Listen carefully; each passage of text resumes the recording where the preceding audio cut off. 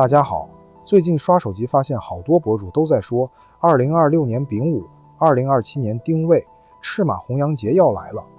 我当时就笑了，相信屏幕前的很多观众都能理解六十甲子中的丙午和丁未就是中文语境中的赤马红羊，但是这个节又是怎么来的呢？有一本书，它不是史书，也不是命书，却从宋朝开始忽悠人，一直忽悠到现在，800多年了，它叫丙丁归建。今天咱们就来聊一聊这个所谓的赤马红羊节到底是怎么来的，为啥总有人拿它来吓唬咱们？一个南宋文人是怎么创造出古代版流量密码的，以及为什么从古至今这种套路一直好使。故事要从一个叫柴望的人说起。柴望，字仲山，浙江江山人，生活在南宋初年，身处靖康之变之后的乱世，亲历北宋灭亡、南渡初期的社会动荡。他本人非高官显宦，也不是道士，而是文人学者型的天道史论家，是个典型的半文半术的士人。白天读史书，晚上翻易经，相信天下兴亡背后有天数有气运。他深受邵雍《黄极经世书》的启发影响，相信干支五行与历史事件之间存在周期性关联。当时北宋灭亡的阴影仍在，世人普遍焦虑天命是不是不再宋。他既读史又懂历法，试图从天人感应的角度去寻找答案。柴望的逻辑很简单，若天有数，人有命，那么王朝的兴衰也该有其五行循环。他研究五行天象历法，翻遍史书，终于被他发现一个惊天秘密。他观察到，每当历史到了丙午、丁未这两个火旺的年份，就会天下大乱、天灾或政治巨变。于是试图总结规律。他从秦昭襄王时期起，数到5代十国的后汉，约1260年间，凡遇丙午年或丁未年，他就认为多事，所以他写道：火得炎上，阴阳失序，则天下有变。这不就找到规律了吗？于是他写了一本书，叫《丙丁归建》。丙丁指的是天干中的火，归建意为以古为鉴。其序中写道：火德之运，治乱所平。凡遇丙丁，多见变异，非徒然也。书共5卷，从秦朝写到宋朝，专挑丙午丁未年的灾祸来写。秦昭襄王丙午年，白起攻楚；汉灵帝丁未年，黄巾之乱；唐玄宗丙午年，安史之乱；宋徽宗丁未年，靖康之变。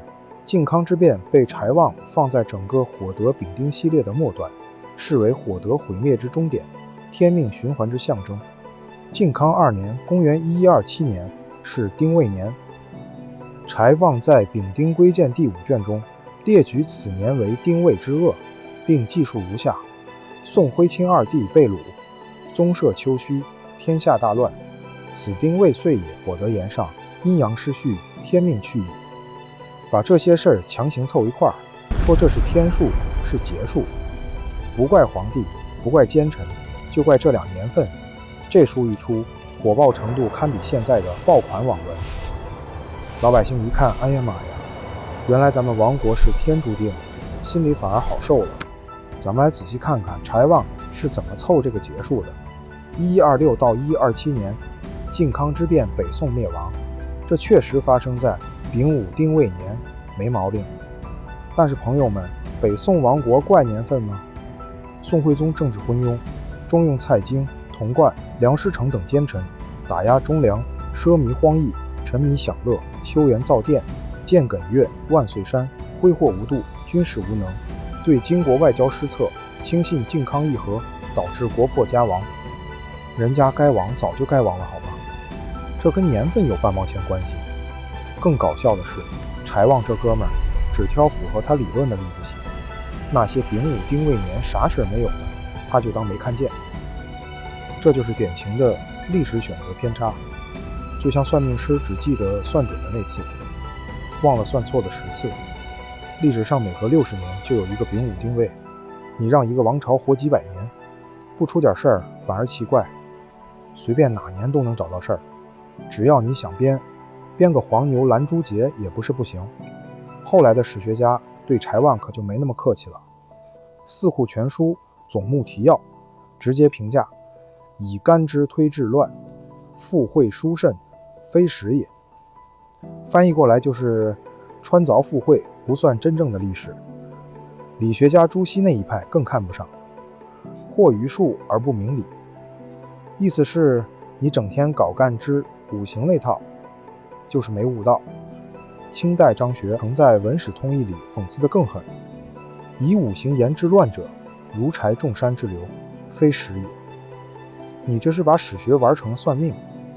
近代学者胡适说：非哲非史，徒以五行附会灾祥，以求心安。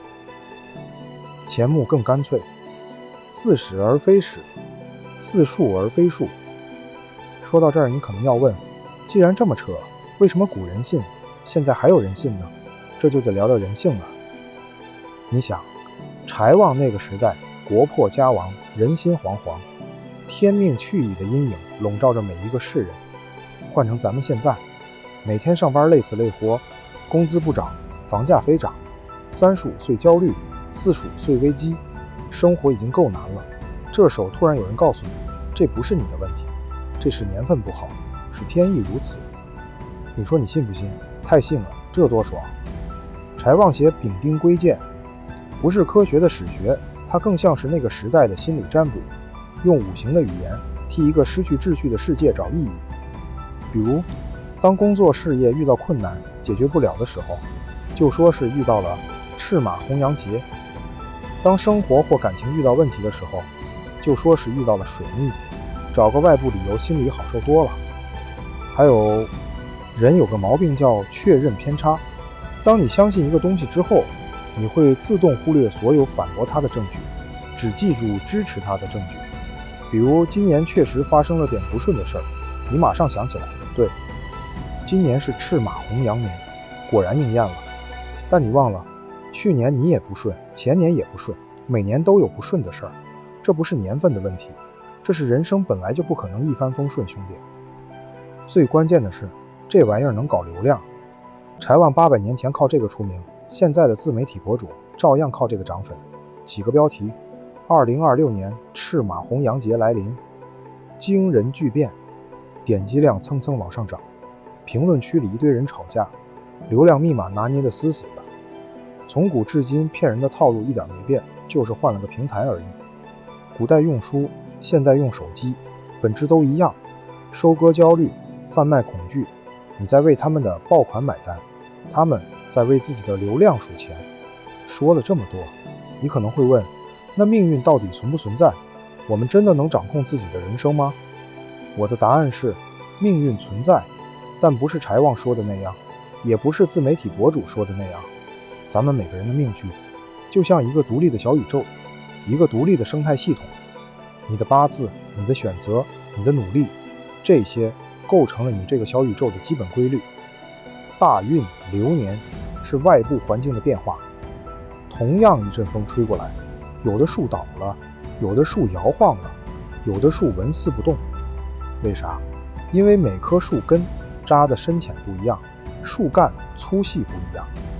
2026年对你来说可能是机遇之年，对别人来说可能是挑战之年。不是年份有问题，是每个人的状态不一样，准备不一样，应对方式不一样。大运流年作用到每个人身上，产生的影响完全不同，仅此而已。你说啥是真正的劫？是你天天熬夜玩手机，身体垮了；是你从不学习进步，被时代淘汰了；是你只会抱怨，从不行动，最后一事无成。这些才是真正的劫。而这些劫跟丙午丁未一毛钱关系都没有，它们是你自己一天天一点点创造出来的。好了，马上就到2026年了，所谓的赤马红羊年又要来了，咱们该怎么办？第一，别怕，该干嘛干嘛。你要是因为一个莫须有的结束就被影响到了，那不是年份坑你，是你自己坑自己。第二，把时间花在真正重要的事情上，与其担心什么赤马红羊，不如好好锻炼身体。健康才是最大的财富，认真工作学习，能力才是最强的底气。陪伴家人朋友，关系才是最暖的港湾。理性消费，存点钱备用，你把这些做好了，管它什么年份，你都能活得稳稳当当。第三，你才是自己命运的摆渡人，生活给你什么牌，你就打好什么牌。环境再差，总有人能杀出重围；环境再好，也有人能作死。差别在哪？在于你的选择、你的行动、你的坚持。那些真正改变命运的人，从来不是遇到问题找客观理由，自助者天助之。所以兄弟们，赤马红羊节这事儿，你就当个乐子听听就行了。柴旺800年前写丙丁归建，想给王国找个说法，结果创造了一个流传至今的焦虑模板。现在的自媒体写爆款文章收割流量，用的还是同一套逻辑。有趣的是，1000年过去，人类依然在重复同一种焦虑。我们用星座看情绪，用塔罗问未来，用大数据预测趋势，其实逻辑都一样。丙丁归建之所以迷人，不在于它真的算准，而在于它让我们看到，当人类面对不确定，总会用自己的方式去造一套天命。问题不是预言本身，而是你在用预言理解世界，还是逃避世界。你的每一个选择，每一次努力，每一点改变，都在塑造你的未来。2026年、2027年，或者任何一年，都只是时间的刻度而已。重要的是，在这些时间里，你选择成为一个什么样的人？与其信那些虚头巴脑的东西，还不如好好体验属于自己的命运旅程。好了，今天的视频就到这里。如果对你有启发，请订阅我的频道，点赞和分享给有需要的朋友。